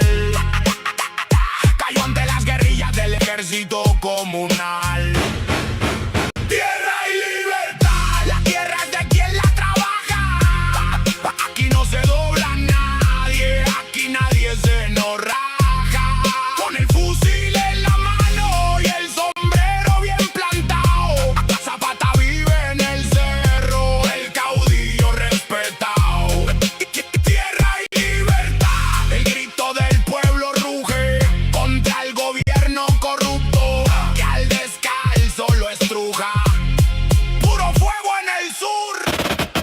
Ya la revolución cabalga, el gobierno manda su armada. Federales con cañones buscan dejar la zona arrasada. En Cuautla lo acorralaron, el cerco estaba cerrado. Miles de guachos armados, el caudillo interceptado. Cualquiera se hubiera rendido, cualquiera pide clemencia, pero Zapata en su sangre lleva pura resistencia. Estudió la sombra, la noche midió el peligro de frente. Le dijo a su caballería: morimos como gente. Montó su cuaco con rabia, sacó el machete y el fierro y lideró una carga suicida. Bajando directo del cerrabalazo limpio, rompieron las líneas del enemigo. Las balas le rozaban la ropa, el destino era su testigo. 1914 la capital fue testigo. Junto con Pancho Villa entraron como un castigo. Llegaron a Palacio Nacional los campesinos triunfantes, la gente de los guaraches, los de las manos curtidas y andantes. Le dijeron: Emiliano, siéntate en la silla presidencial. La miro con desprecio, con un instinto real. Esa madre está maldita, vuelve loco al hombre bueno. Yo no busco el poder, yo solo vengo por lo nuestro. 1919, abril en el calendario. Chinameca se viste con el traje del calvario. Guajardo prometió unión, pero esconde la traición. 100 fusiles apuntan al centro del corazón. Entró cabalgando al patio, la trampa estaba lista. Balas a quemarropa terminaron con la vista. Cayó el hombre al suelo, el suelo que tanto amó, pero el fuego de su alma nunca nadie lo apagó. Creyeron que matándolo la idea moriría, que el campesino ciego al latifundio volvería, pero el cuerpo expuesto no apagó la rebelión. El mito de la huelga se volvió una religión. Dicen en los pueblos que el caudillo no cayó, que el compadre en su puesto la descarga recibió, que cabalga en las cumbres en su gran caballo blanco, vigilando los ejidos desde el cerro más barranco. Su muerte fue el seguir del artículo 27, la reforma agraria escrita a punta de machete. El zapatismo vive, no es una foto del pasado, es el puño en alto contra el rico y el Estado. Tierra y libertad, la tierra es de quien la trabaja. Aquí no se dobla nadie, aquí nadie se nos raja. Con el fusil en la mano y el sombrero bien plantado, Zapata vive en el cerro, el caudillo respetado. Zapata vive, la tierra no se vende. El fusil sigue limpio, del sur hasta el norte. Tierra y libertad.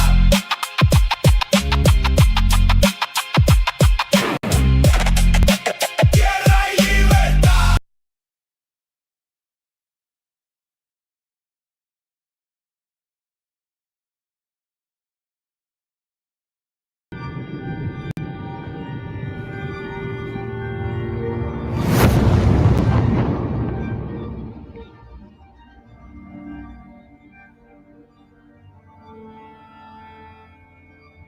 Ical, hijo, abre los ojos.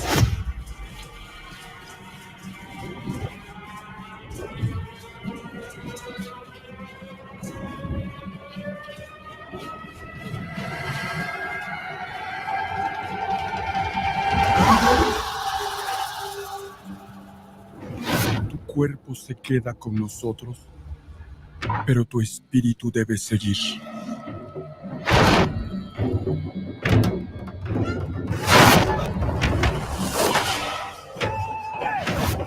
Busca la luz.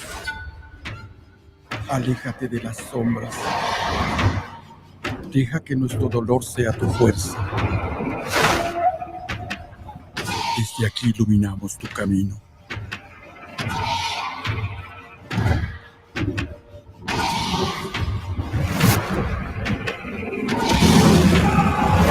Lucha como nosotros ante esta pena tan grande. Yo soy tú. Tú eres yo.